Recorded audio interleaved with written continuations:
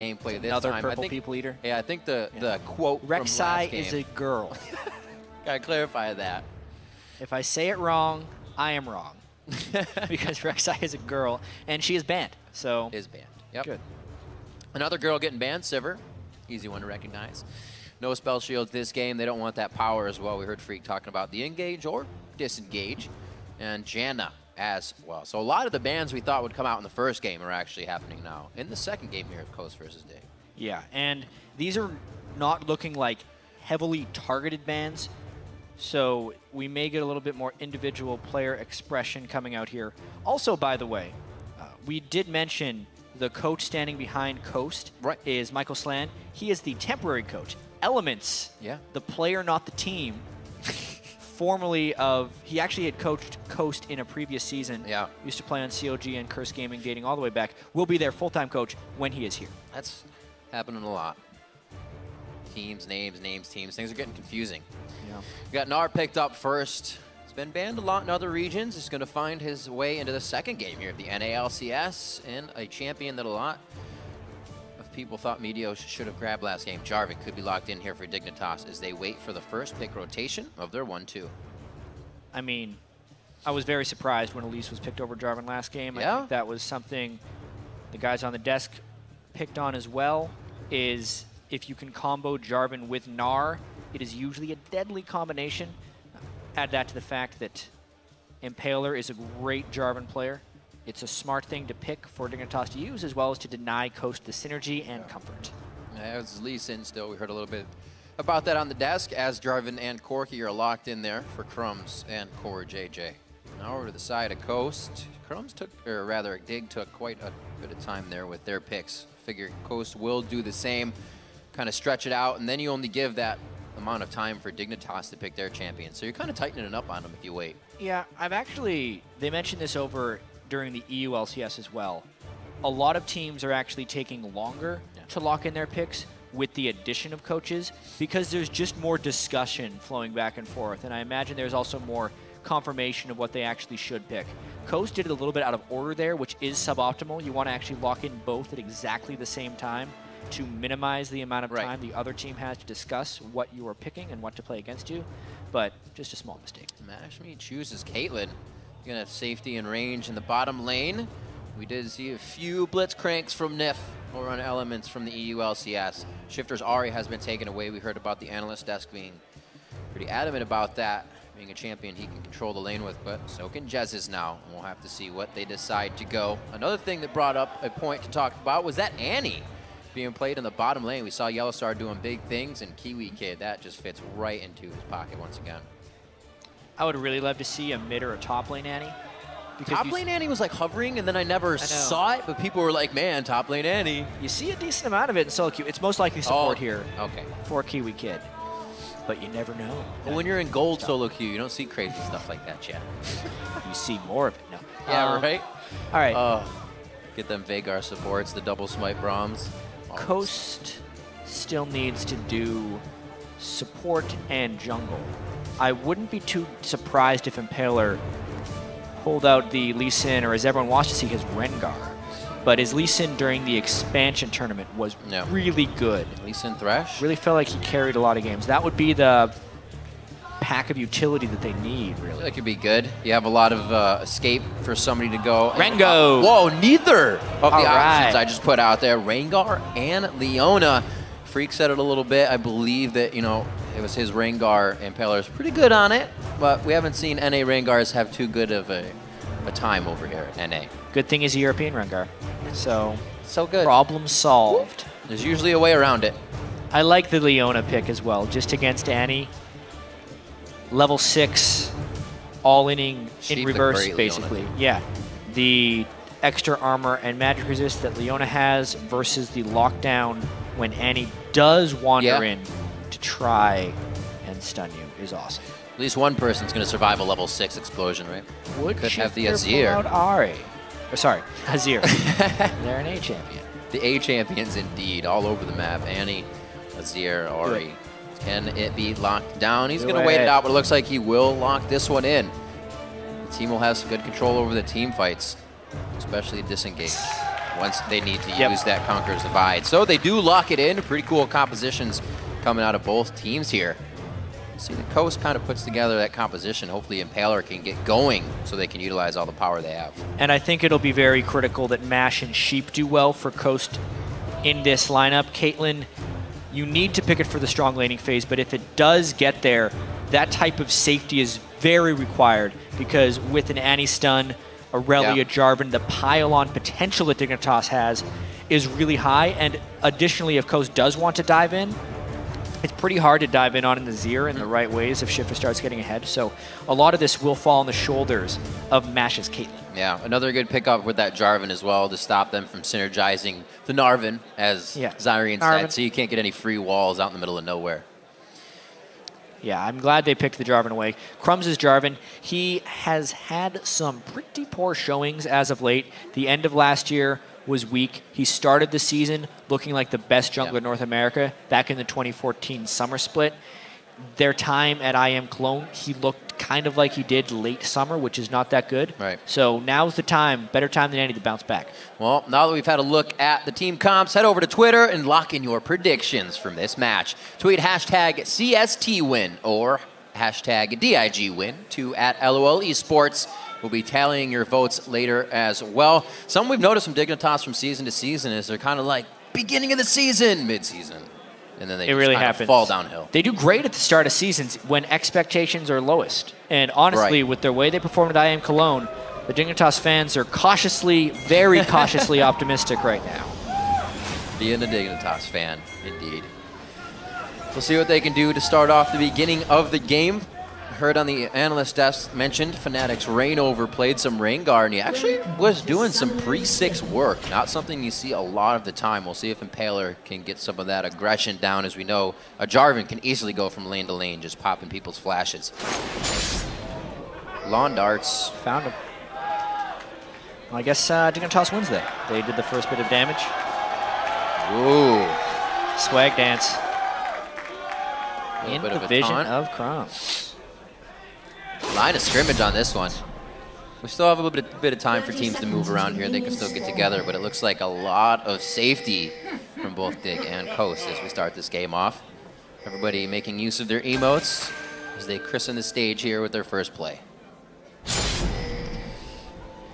Well, it is just very defensive openings. Both junglers having vision of each other, mutually assured knowledge of each other, basically, for where they're going to start.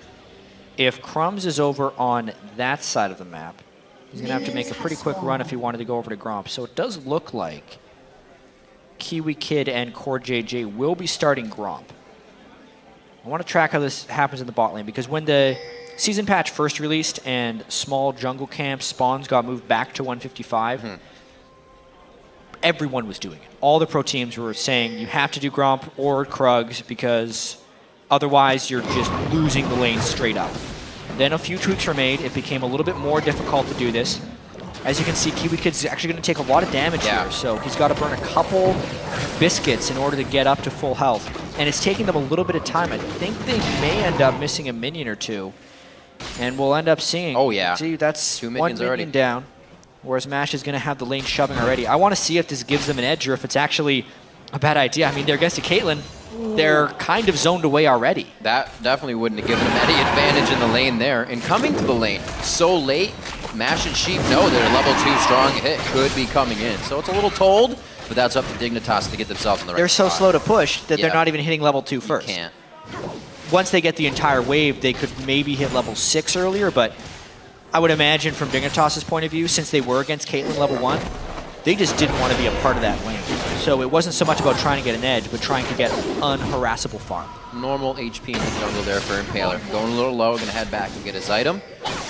Back to crushing that down. Great gap close there by Gamsu, but I don't know if he's gonna get out without taking a bit there. That wasn't what he wanted. He thought Cris might have backed off a little bit more from the aggression, but Cris turns immediately, getting ready to gnar out, and he'll use that safety to ward. Well, Cris started lane with the Crystalline Flask, so he was actually trying to take a slightly unfavorable trade just so he could out-sustain Cris. It did go a little bit lopsided, though, and I think that was a really bad trade, all things considered. He's being careful. He doesn't want that true damage. Staying safe, Impaler finally returning in. I don't think he'll be making too many moves just yet. Every lane is just in the middle. They're playing it very safe. We see now that Crumbzz is also going to be entering his jungle. In this mid lane, 16 to 15. Looks like Shiphtur's been using those soldiers, though, to get some good damage down from afar. I do want to mention, since this game is still pretty subdued, the difference in the early junglers' plans here. So Impaler backed after 3 camps, which he had to do because he was very low on health, and that only gives you enough gold to upgrade your jungle item and pick up an extra health potion or two. Whereas Crumbzz actually did a 4th camp when he went back to base, allowing him to pick up wards, but making it a little bit slower for him to make it into a lane. So let's see if Crumbzz can actually get some extra vision control with that extra camp he was able to put, or if Impaler actually gets a jump on him by ganking while Crumbzz is warding. This is going to be good. He sees that the red is down, but he does not know the location that Impaler went after that. He does leave the ward so he can start to deny a bit of these resources. But they may get some love here from Rengar in the bottom lane. Full ferocity stacks for him, so this could definitely be a big play. And that would hurt what CoreJJ and KiWiKid were trying to do and get an early point blast into the brush so they couldn't see him, but I don't think anybody was ready for that. Able to turn damage on 2. JJ returns the same amount of damage he took to himself. Kind of trying to simulate a level 6 Rengar there by getting the point-blank bola from a leap. Really flashy looking play with less than flashy results. He did burn 2 flashes from the opponents, but he lost a lot of ground to Crumbzz there. The payoff there could have been gigantic. No flash on Sheep, but he doesn't get knocked out. Crumbzz playing with the edge of the turret line right there. Keeps himself just out of range perfectly and applying some nice damage. Don't do that again. He's just harassed. He's playing around. He's fine. Giving a little bit of something extra for Mash and Sheep to think about as they try to farm. Gamsu trying to close the gap here. You got to watch out for that damage, though. And then he gets the speed. He could be able to close this one, but it's the teleports for both top laners, and there's going to be no kill potential after. Nice bit of aggression. So he eventually won the sustained battle against Cris to push him out of lane, but he's not able to burn any summoner spells. CoreJJ gets a stun, but he's valked away. Yep. Nicely done. Good trade, KiWiKid, to turn to mash correctly and try and get that damage down under the AD carry, because that was the same thing Sheep was doing. Impaler, he's sad. So who actually got the gold there? Because when you smite the buff the first time, you get the effect of the buff. So Impaler actually got the Razorbeak buff by smiting, but Crumbz's Razorbeak buff procced from the other razors that he countered. If anyone can follow that, I was pretty confused. Jess is coming to level 6. Sheep very low. The teleport from behind. This is going to be big. Gamsu in onto Sheep. The stun was out. Jesiz is there too at just the right time. Cris comes in, far from being Mega Gnar, but he will be able to put down some damage. The slow from Boomerang, he gets the catch. We'll be able to apply again shortly, but they disengage right away. The teleports one after the other. Everybody working spot on right now for both teams to stop that. Jess is the first mid laner to try and roam in this matchup, meaning Shiphtur will push that lane relentlessly. Azir's not the type of laner who tries to wander around. He's out of tools here. He's got a flash. That's a whoopsie. What an aggressively silly and dumb counter jungle that was by Crumbzz. Honestly, he knew Jesiz was going to be returning to lane, and he burns his flag and drag to get into the Raptor camp, which, by the way, is the hardest hitting camp in the game. So dangerous. Burns his flash, still level 4. Trying to make some moves that put him in a dangerous spot. He blew flash, so you won't have that over Impaler, who blew his flash as well in the bottom lane. Both junglers trying to work with the devices that they get. Impaler now to the bottom lane again. Where is he at? Just about halfway, so he won't be hitting 6 on this one. Why would you put 3 traps next to each other like that? You can cover more ground if you place them at the front of the brush and then at the back. I've actually never tried that. Does that just catch you and catch you if 2 are close? Or is there like a I can't be trapped? That's probably the answer. I hope that's the answer. Otherwise, that would be just so annoying. Yeah, that's going to be tough if somebody runs into that. I should know that, but I'll have to do some testing. I haven't seen Caitlyn play in a while. He's not a lot of it. Gnar up on the turret. He doesn't have to worry. You just get so many resistances when you turn that Gnar form. He's not a care in the world as he approaches the turret. About Crumbzz. He's taking his red. May actually put some pressure on that top lane, but pretty much perfect warding here coming out of Coast. There's one right under red and one in that tri-brush, so he can see anybody coming at the top lane. And speaking of wards, I do have to commend the pink ward Crumbzz placed early on in the game, where that ping actually just went down. Yeah. Down by Coast's red buff. That is the pink ward spot if you have an early pink ward and you're able to invade, because it is so seldom checked by the enemy jungler, and that is spectacular for scouting where Impaler is. We'll see if anyone ends up walking through that way. It just doesn't look like it's in the cards. I actually saw it be pretty useful yesterday when a red buff was getting counter jungled. The guy knew 5 hits of the red buff would give him enough time to steal it anyways. He just walked out. So it's even better. It gives you a little more time if they do find it in the first place. Moving down, good clears. Yeah, Crumbzz is still not spotted. He had a lot of patience waiting in that brush. Did not want to all-in reveal himself to Leona. But at the same time, it doesn't set up any type of kill for him. And like we saw, that pink ward showing exactly where Impaler is on that red buff. See if he enters. He has no reason to, as you said. He'll just go down to Crumbzz. A little bit of pressure towards the bottom lane here from Crumbzz.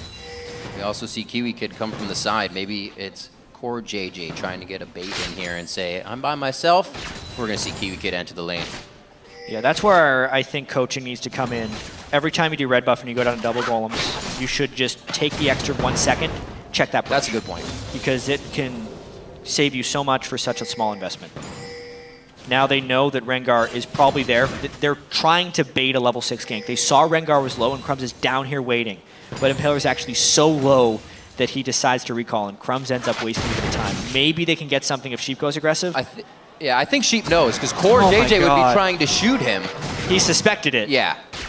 There wasn't enough aggression just for, walking out there. So, plays back and forth, just with some ward games. Blade Surge onto Cris once again. He already used his Transcendent Blade, so he won't be able to get any more damage out of that. Cris isn't having a good time here. Usually you see Gnar able to stay safe, able to just use his Boomerang to farm, but Gamsu not letting that happen.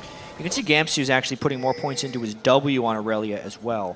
KiWiKid really popularized the max E Irelia against Ryze in that matchup, but against tankier targets, I think he wants the true damage and the higher sustain, which is working pretty well for him, even though the CS is pretty close in that match. The one thing that counters a poop load of health, right? Able to cut through it. Oh dear, that's going to be the charm coming in. Conqueror's Divide isn't going to stop too much on that. Can he yo-yo one more orb of deception? It's the Foxfire to come out and get the kill for him. Impaler gets it, they go for mash. Oh, we found Tibbers in the bottom lane. One rocket misses. That's going to be Sheep going in. You got to be careful, Sheep. Mash, not enough HP to join you on this one. KiWiKid forced out with an ace in the hole. And they stop what could have been a bad situation in the bottom lane, the side of Coast. Dignitas is just not quite in sync. They spent so long down there with Crumbzz and a battle in the top lane. Can he get him? Oh, he's gonna Gnar! No way! That's why you don't fight Mega Gnar. So much power coming out of that ultimate. Or just the change, I should say. Gamsu thought he'd be able to burst him down before Mega Gnar, but he wasn't. Luckily, they both walk away with their lives. Gamsu down teleport. I want to talk about the problems Dig is having in the bottom lane, though. Crumbzz waited so long in that bottom lane brush, and then as soon as he leaves, they do flash ultimate from Tibbers and nearly burst out Don't Mash Me.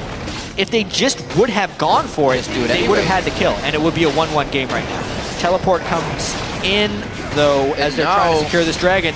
That flash Tinker's down as well. They're still going to get the dragon, but it may be a continued fight. Crumbzz getting hit up, a few more hits to him. That's Chris's pickup. Jesiz will be going down if Gamsu can get one more attack on Coast.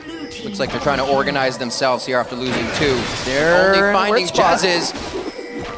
Doesn't Shifting Sand. Shiphtur doesn't need to get himself into place just yet. They're still going.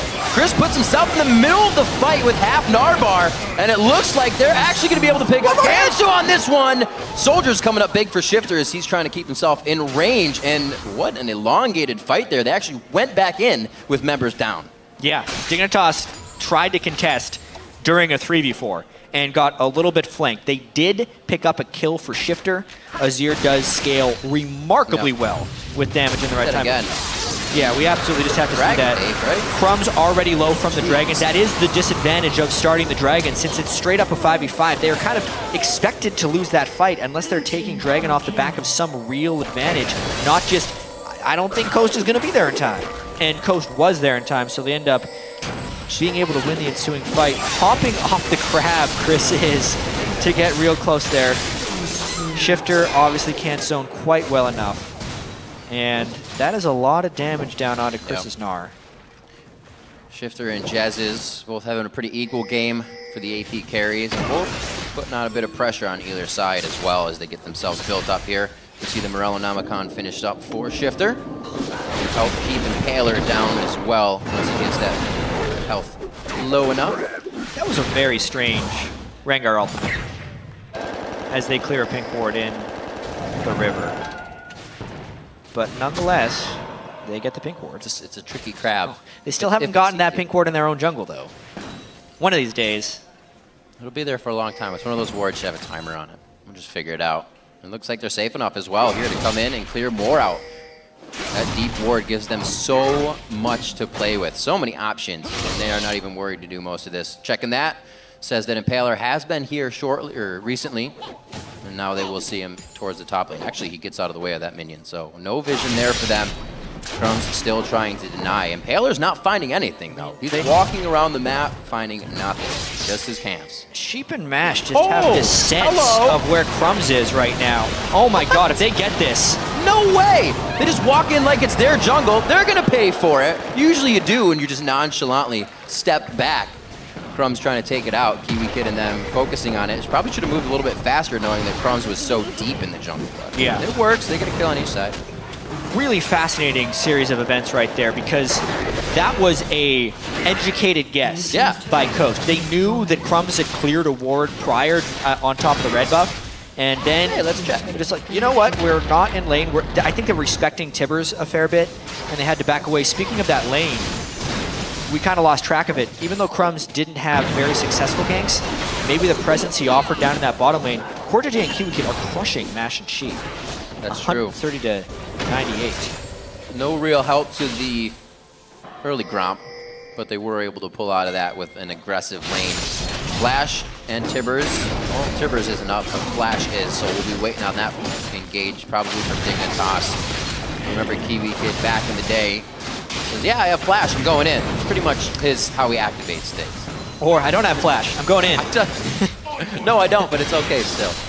Dignitas' mentality on that, it's sometimes what makes the plays work. They just go headstrong into it, and if everybody follows, you get those results. Still safely pushing into the jungle here. This is just showing how much control Dignitas has. They finally, they back into it, only because they're trying to take red. And it took the Raptor buff as well. It activated for Impaler to show him that the pink ward was there. So a little bit of poor luck that he didn't have the Raptor buff on at any other time when he was checking that. Finally, they get rid of his pink ward. Dignitas getting a lot of pressure back because of this, though. You can see the position of this game is slowly pushing closer and closer to Coast base. Looks like they're trying to stop that a little bit. 4 pink wards inside their inventory as they want to be able to set up defense they can control. They're losing pretty much all the wards they set outside that line, outside of river. You see Crumbzz again grabbing up the crabs, and they're going to be all over the coverage. Oh. Okay, he's not going too far. But you can't defend it. CoreJJ wanted it. Okay, they're not going to go for it. So they know it's there, so it's going to be hard to defend. That's kind of stuff that Coast is just dealing with right now. Cris big in the top lane. Gamsu's there, though. Really good control by Dignitas to stop these waves as they reach the turret. They're in the right place at the right time. I really want to see what happens with the next dragon in 53 seconds as well, though. You can see both these top laners with teleport up. Cris still taking a lot of damage from Gamsu despite being so tanky. And then returns it in typical Gnar fashion. But yeah, I want to see if Dignitas tunnels hard on the second dragon. Or if they can get the right type of position. You can see the pink wards around the dragon pit are slightly in Coast's favor. But if we get level 11 Mega Gnar with those items actually making it into the middle of that fight, I think it would be death for Dignitas. But at the same time, Azir with his immense zone control, if they can position in the right way, could just completely segment this fight and win it for Dignitas. Dig does have the early dragon. I'm just trying to figure out if it's worth them over-committing for this dragon. They clearly want to start it. But if they end up losing another fight, it could put them in a very big hole. I've heard some teams say that a few dragons in the early game isn't the end, and they've been able to give it up. Doesn't seem like Dig really wants to go for that. I mean, we just saw it. TSM was down 3 dragons to 0 against Cloud9. Yep. and a Baron, and was still able to pull out a win.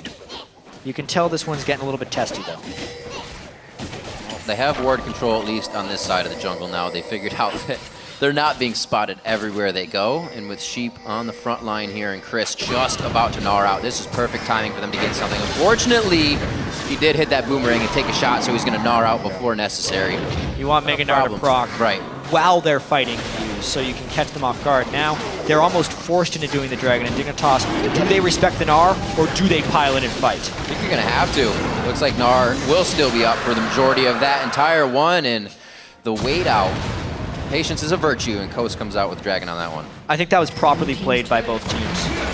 I really do think the Coast could have won that 5v5 if they pile into the Dragon pit against Mega Gnar, because they didn't have position with Azir, but they couldn't actually get the position early on just because of the Rengar threat. So, Coast using their comp properly to get that Dragon. You know, I said before that they didn't have Jarvan on their team. You can still Gnar out people into that. Yeah. If it's up. I know. It doesn't matter if it's yours or not. It's the anti-synergy. You all should try and peel Gnar, and then it's like, well, actually, Gnar just sent my whole team. So here's a wall. Here's a tip: do not alt Gnar.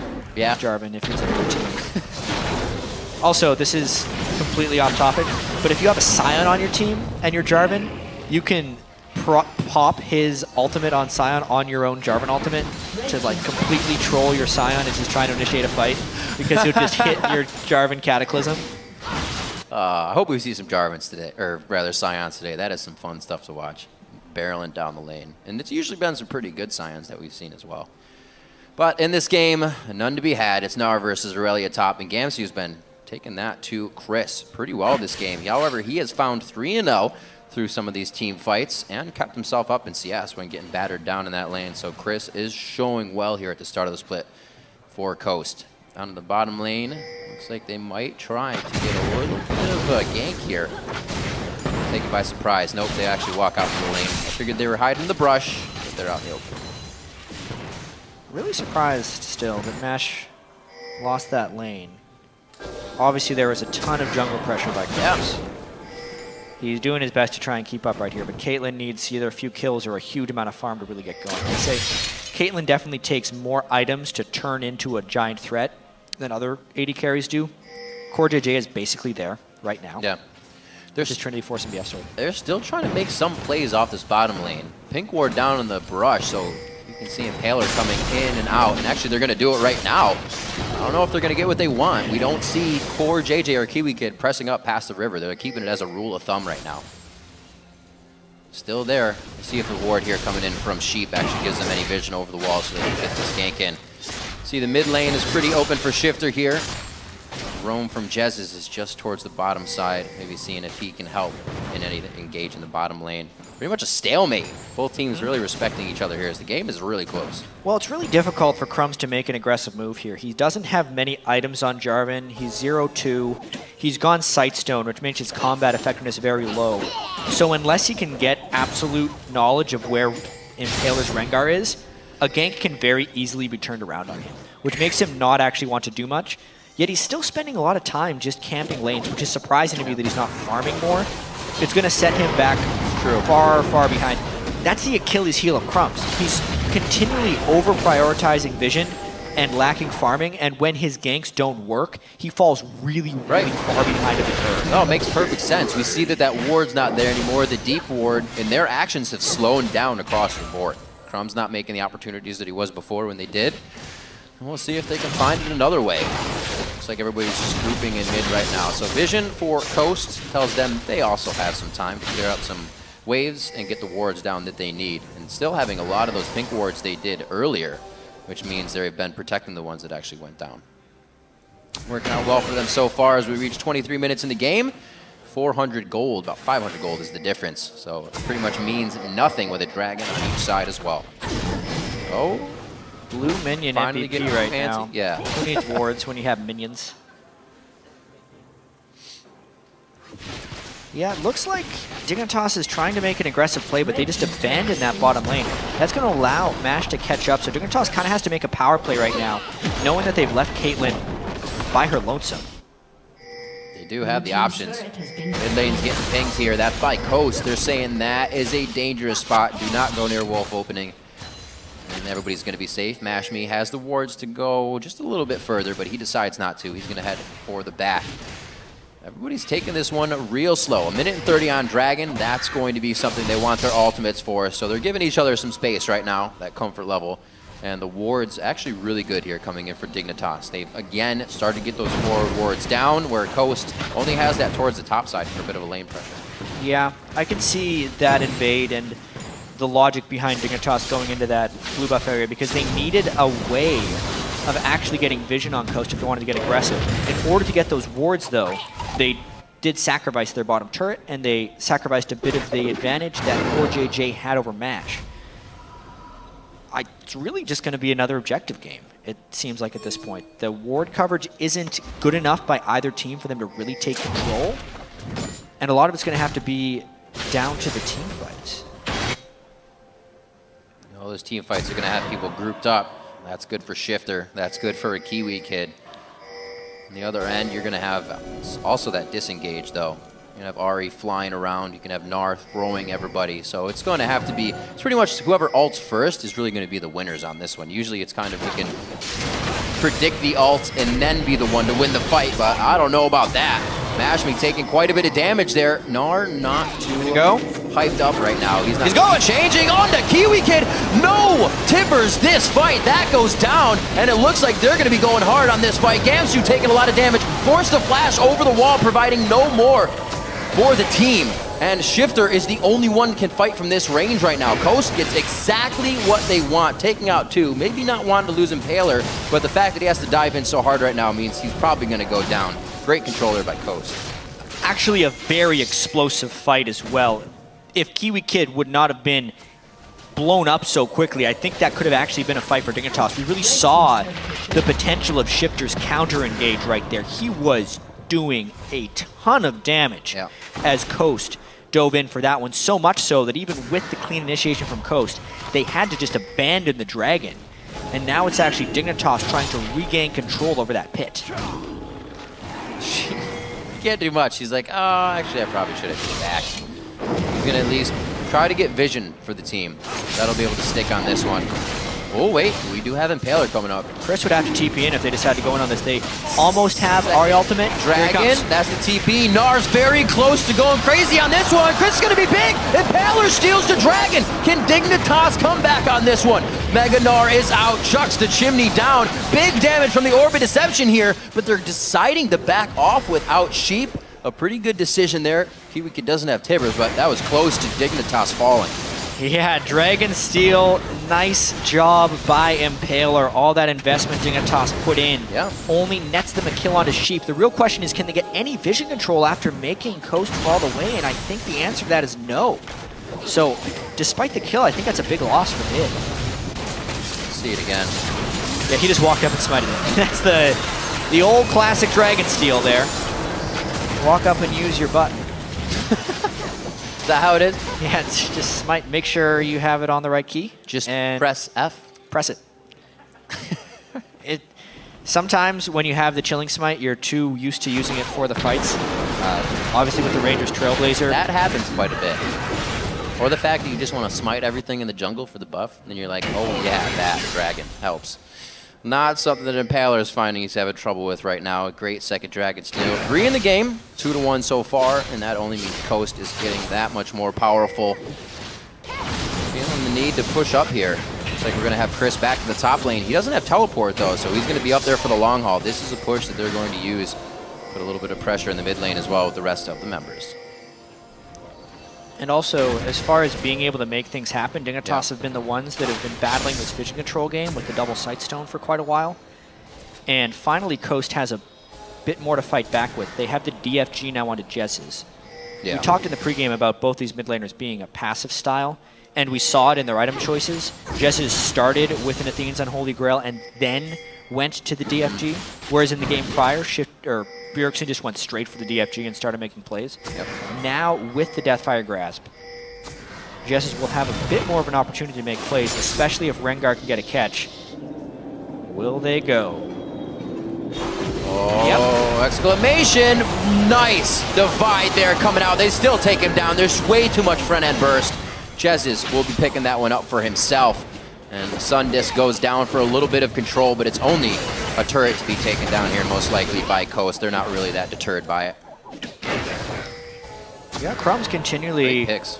He's now at threat for getting picked off, which really sucks. He has this Sightstone here, and he needs to be able to get map control with it.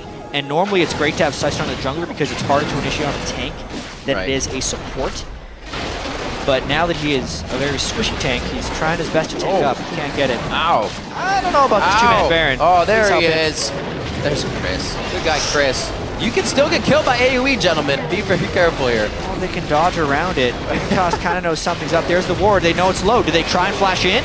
They don't have flash. No. What a Baron sneak by Coast. Could this be a fight that they take, though? Very, very low on this one. They find Jesiz. This could be Baron going down. Actually, Gamsu's going to hit it. Transcendent Blades, and he will get a bit of damage. Nicely slowed by the Boomerang, and they are going for the fight. Soldiers over the wall. The big one coming out from CoreJJ, and Shiphtur's doing what he can from just outside range. KiWiKid, a little too by himself there as he walks through the forest. He's going to go back with the team. And they come out nicely on that, picking up a few, but Coast will still have some minions to Baron up with those buffs as they lose turrets for their Baron attempt. Yeah, but that is not a good Baron when you look at the results afterwards. There's a few minions in this mid lane for Dignitas trying to get this down. Coast will be coming out with 3 people, but that's not enough to fight 5. No home guards on either of the people rezzing right now, so they're not going to be instantly into the fight. Still too much pressure for them to do anything. Impaler in as soon as he is up. He's going to try to dive out of this one. Gamsu with a blade surge and then a flash right over the elbow of the wall. Gets himself the safety to pick one more up before they exit. And it looks like Coast is left to kind of clean up the pieces here. Yeah, they got Baron, but Dignitas is showing that that was a mistake for them. It's turned into a tremendously close game. And it's not going to be letting up anytime soon, especially with Coast's willingness to dive through the Azir. Oh, yeah. Mash is getting a little bit more and more gold, too. If he can get Last Whisper, he'll become a real big threat. Do this again. Oh! Yeah. Little base gates coming into play. Basic, also right there, he thought he was walling off the Rengar as he jumped in, but because of the base gate, he was able to get the flank with Rengar. Quick adaptation to how to use those guys on Rengar. Shiphtur guessed wrong with his Emperor's Divide. Oh. And it ended up costing somebody else's life. Thanks, man. Oh, yes, Zanya's, though. Should be pretty good. And we'll see the mid getting cleared up here. It takes a little bit longer for these Baron minions to be cleared. They got it. Exactly. The nice thing about Baron buff is only one person has to have it in order to get the minions to the same power. Nice. So if Coast can actually get a fight of some kind and get a few kills, those Baron minions could push clean through Dignitas. But with the safe ward clearing of Shiphtur's Azir right there, it's going to be pretty hard. I think it was in the LPL, they were doing Baron, like Banner and Command stuff. It was IG. That was really funny. Meaning basically only the AD carry can kill it? It was great. Yeah, it could be a strategy here. If you get an empowered Baron minion, it attacks from outside the turret range. But if you Banner of Command it, it's immune to magic damage. So you literally have to stand there and whack it for it to die. And it forces the team into a really uncomfortable situation.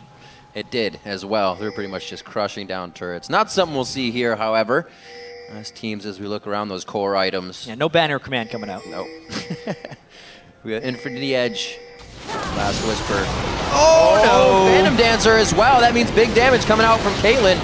We're going to have everybody ready for this fight. A few shots left and right. Not even going to need Mash's damage for that one. And Coast showing that they have control of the map. When you know that another guy can go hang out and push mid while you're getting Dragon, it feels pretty good for the team. And they're going to go ahead and take control. Even though Dignitas wanted to control that Dragon to prevent the move speed buff from going on to Coast, they had no business walking in that space.